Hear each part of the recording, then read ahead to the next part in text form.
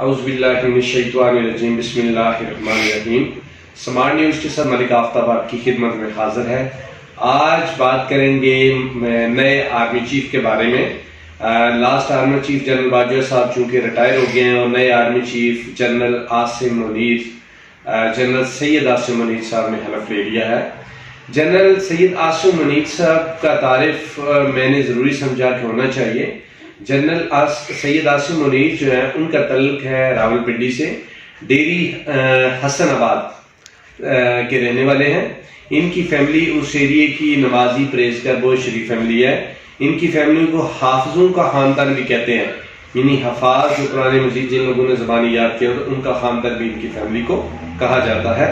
یہ 3 بھائی ہیں، تینوں بھائی حافظ قرآن ہیں۔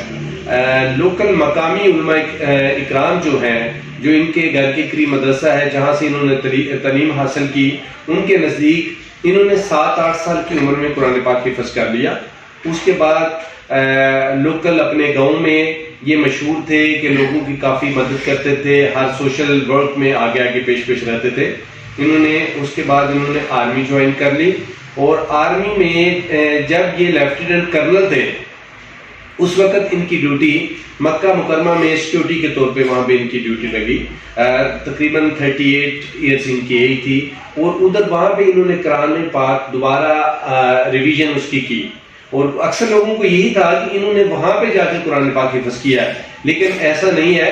جو ان کے استاد محترم ہیں، یہ ان کی اولادیں ہیں، انہوں نے بتایا، جب ہماری بات ہوئی تو انہوں نے بتایا کہ انہوں نے چھوٹی عمر میں قرآن پاک حفظ کیا، لیکن وہاں جا کے چونکہ ان کی سیکورٹی پہ ڈیوٹی تھی، مکہ اور مکرمہ میں حرم پاک میں اور مدینہ طیبہ میں یہ ان کی ڈیوٹی تھی، آنا جانا تھا، تو وہاں بیٹھ کے انہوں نے قرآن پاک کی دوبارہ نئے سرے سے ریویژن کی بڑے اچھے طریقے سے، اور کچھ لوگوں کو یہی تھا کہ قرآن پاک شاید انہوں نے وہاں پہ بھی حفظ کیا، لیکن ایسا کریں گے۔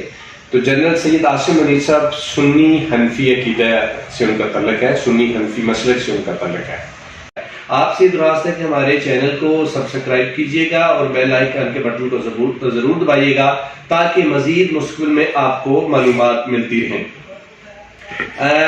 جنرل سید عاصم منیر صاحب کے بارے میں یہ ہے کہ ان کا کیریئر جو ہے نا بڑا پروکار ہے۔ یہ ملٹری انٹیلیجنس میں بھی انہوں نے بڑی اچھی ان کی پرفارمنس دی۔ اس کے بعد DGISI کے طور پہ انہوں نے کام کیا۔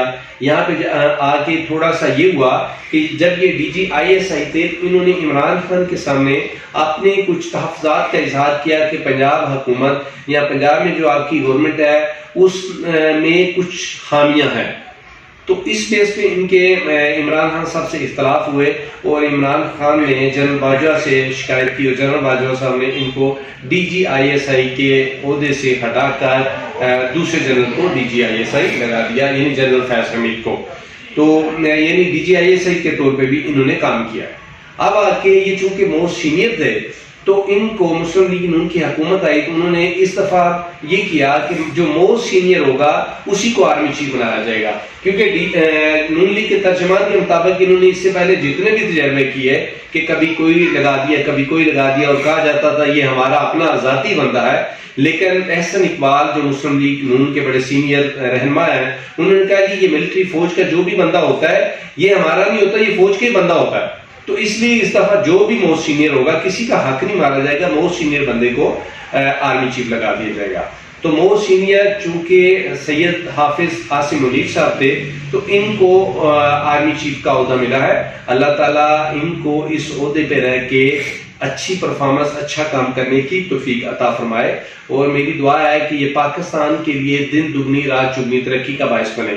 اب چونکہ ہمارے آرمی چیف یہ ہیں، انٹرنیشنلی بھی کچھ چیزیں سامنے آئی ہیں کہ انڈیا کو بڑے تحفظات ہیں، اور بھی ملکوں کے بارے میں افواہیں چل رہی ہیں کہ وہ کہتے ہیں جی چونکہ یہ ایک دینی فیملی کا بندہ ہے تو یہ ہمارے لیے مسائل پیدا کرے گا، انٹرنیشنل لوگ کہہ رہے ہیں، لیکن ایسا ہرگز نہیں ہے۔ ہمیشہ مسائل مسلمانوں کے لیے انہوں لوگوں نے پیدا کیے جنہوں نے پچھلے 300-400 سالوں سے مسلمانوں کو دبا کے رکھا ہوا ہے۔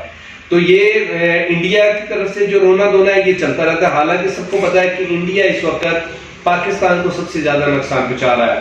وہ مختلف بارڈرز کے افغانستان کے ذریعے، ایران کے ذریعے، جیسے کلبوشن ایران کے تھرو آتا جاتا تھا بلوچستان میں تو وہ پکڑا گیا. اسی طریقے سے انڈیا مختلف طریقوں سے، اسرائیل مختلف طریقوں سے پاکستان کا نقصان کر رہا ہے، اور ہماری ایجنسیاں جو ہے نا انہوں نے دفاعی موڈ اختیار کیا ہوا ہے اور آگے سے اپنا دفاع کر رہی ہیں. لیکن انشاءاللہ تعالیٰ نئے جنرل آئے ہیں، نئے آرمی چیف آئے ہیں، ڈھیر ساری ہماری دعائیں ان کے ساتھ ہیں. بہت ساری توقعات بھی ہیں کہ پاکستانی فوج جو ہے نا وہ سیاست میں کردار ادا کرنے کی بجائے اپنے بارڈرز پہ کردار ادا کرے گی، انڈیا کو ناخن چبائے گی، انڈیا کو سبق سکھائے گی. اسرائیل اور امریکہ اور جو ملک اسلام اور پاکستان کی تباہی کا باعث بننے کی کوشش کر رہے ہیں، پاکستان کے خلاف چل رہے ہیں، ان کے خلاف یہ لوگ کام کریں گے. اور ڈھیر ساری دعاؤں کے ساتھ بہت بہت مبارک ہو جنرل سید عاصم منیر صاحب کو، بہت بہت مبارک ہو. اور پاکستانی فوج زندہ باد، پاکستان پائندہ باد.